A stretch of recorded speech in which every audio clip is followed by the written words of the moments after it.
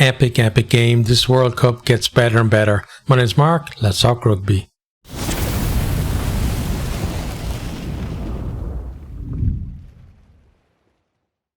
Another absolutely fantastic game. So many great performances. I can't mention them all here. So if I'm missing anybody's name on this, it's just because there was just too many to actually, basically there was 46 guys. I think they didn't all get on the field, but those of them that did get on the field were just epic. Okay, so Dupont, he starts the game really well. Nice couple of chips over the top from him early on. First one is over the top, regathered by Jalabert. Then another one over into the corner for BLBRE to chase. But I think it was Colby wins the race to it. We have a bit of a Timo check to see if he slapped it away, but everything's fine on that. France then attack off a line out. They've got backs in it as well, a la Wales a few years ago where they put almost everyone in the line out. They set up a maul and they just battered it away to within a few meters. Antonio's at the front, just slapping defenders out of his way. And France then recycle. Bai goes over in the corner to score. Ramos converts from out wide. It's 7-0, and what a start from France. France then come storming forward once again, right up to the line. They look to go wide, but Etzebeth, he sticks out a massive hand in the passing channel, bats the ball backwards. It was right on the edge in terms of, was it like a deliberate attempt to slap the ball down or knock on or whatever, but the ball definitely goes back. So, after the Timo review, everything's fine. So that was the right call there. South Africa then have the ball right about halfway. Reinark with a testing up and under. The ball breaks and it goes to Arendse, and he just has the wheels to make it over in the corner. Lebok holds his nerve and sneaks his conversion just inside the right hand post. 7-all, and what a start we've had to the game. Remember, first scrum of the game, Mauvake, he loses it forward as he was carrying into the 22, and it's just a chance for everyone to catch their breath as well. South Africa, they're poor in the scrum in the pool stages, but this is an absolutely class front row, and I thought, the guys are going to redeem themselves tonight, and they did. Their scrum was excellent all night. This one is a solid one, and South Africa are able to clear. Kitshoff then gets his hands on the ball at a ruck, but he came in at the side. It looks close though on the replay. Penalty to France. Ramos kicks for goal from out wide just inside the South Africa half, but it drops short. South Africa then struggle to clear. I think they had 2 bites at clearing it, but Dante then goes off his feet and South Africa can clear from the penalty that he gives away. Lebok then with a great contestable kick. He had an excellent game tonight. His kicks were just on point, and it really caused problems for France. And the way that South Africa adapted their game as well, I thought was really good, because we talked about in our stats video how South Africa weren't kicking all that much, but they obviously saw something in in the French setup that meant that it was worth it putting those kicks up, and it really did pay off for them. From here then, Woki, he gets up, wins the ball, but he bats it down, basically just loose, and Delende, he gathers it, goes in a few meters. It's recycled then, and Reinark pops it off to Delende, who goes over to score. Lebok is off target with his conversion, and it's 12-7, South Africa in the lead. France, now they come forward, they get deep into the 22. We have a great carry from Dante. Ball then comes out. Khaleesi, he goes for it, and himself and Dupont end up wrestling for the ball, which is crazy. And Dupont is so strong, it actually ends up coming back on the French side.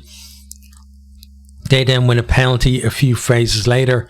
Dupont, he goes quickly and puts Mauvaka over in the corner. I think he gave it to maybe Pinot, and Pinot put Mauvaka over. Colby then comes out and charges down Ramos's conversion attempt to keep it at 12 all.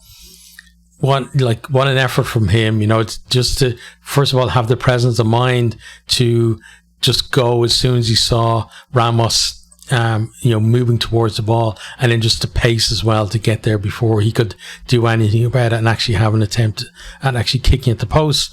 We have a poor pass from Dupont under pressure from Etzebeth. It's bad on the way you've probably seen France do it a few times before. They did it in the pool stages once or twice. They definitely did it in the Six Nations. I remember one against Ireland actually led to a try, but this one, South Africa actually snap it up. I think Peter Steph Toy got it. He gives it to Creel. Creel with a lovely grubber on an angle out towards the touchline, right in behind for Colby. He gathers and goes over in the corner. Really well worked try there. Lebock uses every second on the shot clock and then nails his conversion. It's 19-12. He had that one miss earlier on, but his kicking, has been really good. Other than that, France then hit back 5 meter line out to them. They set up a dummy maul, and then Mauvaka, he attacks on a wrap around, goes close to the line. They're just short, and then he gets over to score. Ramos converts for 19 all, and this is just an amazing game. This is just happening one after the other. It's crazy. Wilmse then marks a long kick from Biel Bayeri and immediately calls for a scrum, and it's just another interesting tactic from the box to do that. It's obviously a pre-arranged thing. South Africa then try a chip over the top from that scrum. Doesn't come off, but they do have a scrum penalty. They go up the line, but Biel Bayeri, he does one of those ones where he leapt from off the field but catches the ball, so it doesn't actually technically go out. France then win a penalty at the breakdown, and they get the final shot of the half. We have a TMO check before the kick is taken, though. It's head on head from Etzebeth on Antonio. Yellow card, and that goes to the bunker. And immediately when I've seen it, I'm thinking that's going to stay yellow. It's not going to be a red. Ramos lands the penalty to give France a 22-19 lead at half time. Etzebeth's yellow will stay a yellow, and he comes on 10 minutes into the second half. Then before that, though, France, they turn the ball over around about halfway. Then first Olibon goes on a run, he offloads. Mauvaka does the same. They're charging upfield, he offloads as well. They're keeping that ball moving. Then they go wide, but great defence from South Africa forces a knock on from Pernod. South Africa's defence tonight was just excellent. South Africa then change both the halfbacks and bring on Snyman as well, with about 4 or 5 minutes of the half gone. Dupont then snipes into 22. South Africa, though, they get the ball, but then France come and they counter ruck and push them off the ball. Kitsoff shortly after then gets over the ball and wins a penalty, and it's just back and forth, and just great, individual moments from all of these players. It was just crazy. Fourie then comes on for Khaleesi, who absolutely gave his all in the game. He looked absolutely, completely knackered, tired. And Fourie is in the back row now rather than, he was replacement hooker on the bench. He goes to hooker a bit later on, though. France then, they're applying pressure, but that South African defence is just soaking it up. We have some good dancing feet from Jalabert and a good carry from Jalonch, but good work at the breakdown from Peter Steph Toy, and South Africa turned the ball over. France then have a scrum around about 50 metres out. Nche gets pinged for hinging. Ramos makes it 25-19. Quagga Smith, then he's on now. Great carry into the 22 after a lovely take from a high ball by Arendse. But Mauvaka gets over the ball, wins the penalty for France. Jalabert then just completely miskicks the penalty, and France end up taking the line out closer to their own line than where he actually took it from. It was crazy. It was just like a big banana kick off the side of his foot. France, though, they do manage to kick it clear, but then Colby just slices through the defence as he runs it back. And France, they were trying to keep the ball on the field, and they were obviously worried about that that Springboks line out, but Colby was just making hay with all of these kicks they were giving him. It's recycled then, but Mbanambi, he knocks on in contact. South Africa then win a penalty at that scrum, and to just get a huge nudge, it's in Che, he pops up Aldairi out of the scrum. They go to the corner. France steal the line out and eventually able to kick clear. France then forced a knock on from Willie Leroux, and just the pressure of this game is making top class players make errors that they normally wouldn't, and it just speaks to how intense this game was. France then come forward.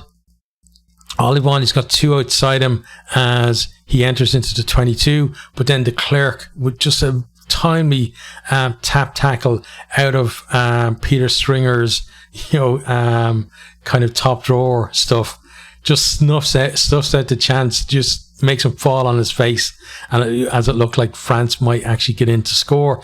Then South Africa attack off that scrum. They kick it downfield. Dupont, he gets there first but gets isolated. South Africa win a penalty.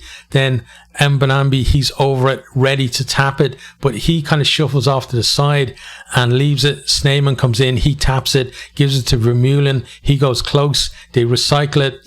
France, they're offside, so the penalty is coming, but it doesn't matter because Etzebeth just powers through Jalabert, and then there's two or three other Frenchmen trying to tackle him, but it doesn't matter. He gets over beside the post to ground for a try. It's a very easy conversion to make it 26-25. South Africa back in front now.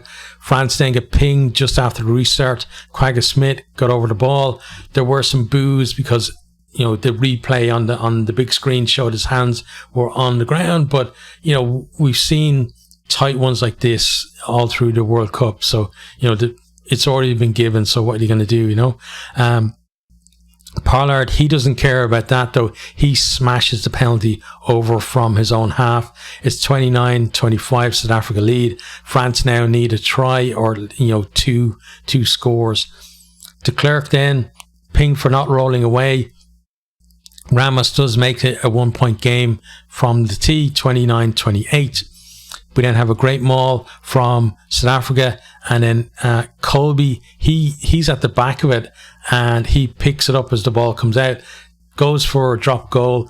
It misses slightly to the left. It was definitely worth a shot though, in such a tight game. Ramos then puts a 22 dropout out on the full, and at that stage we're thinking, okay, it's not France's night. He's just done that, and those things, that's the point where something went right for you, and you have to do something else to lift you again, and he just completely messed it up and thought, yeah, France are done. I don't think they're gonna win from here. Scrum to South Africa in a great position. We have huge collisions as South Africa go through the phases of the scrum. Pollard then drops into the pocket, ready for drop goal. De Klerk then throws the ball deliberately into a Frenchman, obviously trying to get a penalty for basically standing in offside in the passing channel, but the referee gives a scrum to France instead. Clock is ticking down as the scrum is reset a few times. We started with about 3 minutes to go, and I think we ended with about a minute to go by the time the ball comes out. France attack up the right with Biel-Bairi and Ficou combining. They then go inside. They got numbers out on the left, but they don't look after the ball, and South Africa turn it over. France then, they managed to get it back, it's just so competitive, but it's almost time up and they've got half the field to go. Defense from South Africa is just so good. They're holding them, not giving away a penalty. The clock is in the red now, and France finally lose a forward. South Africa get it off the field, and that is the end of the game, 29-28. South Africa the winners, the hosts out, but South Africa, the world champions, and it's their trophy, and they're not just, as I said before, they're not just going to hand it back.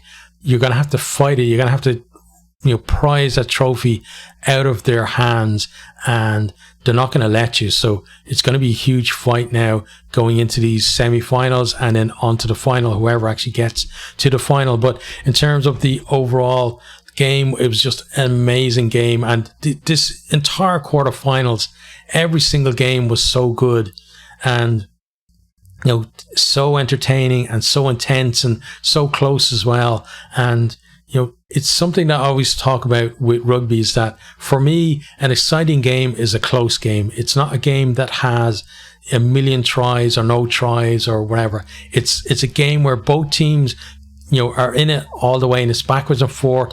And then right at the death, either team could still win it. That's an exciting game for me. A game where you have 100 points scored and it's 60 something to 65 to 35 or something, and it's a ton of tries. That's not exciting for me, because one team are probably 2 tries ahead for most of the game, and there's no real tension in the game. And that's what I like about these type of games that we had in every single quarterfinal. There was tension there. Everything was on the line for all of these teams, and it's just tiny little moments end up winning it for the team to come through. And those guys get their huge celebration, and the guys who are out, they're gone now for another 4 years. Some of their careers are over. But that's what we love about Rugby World Cups, is that it's so important to so many people.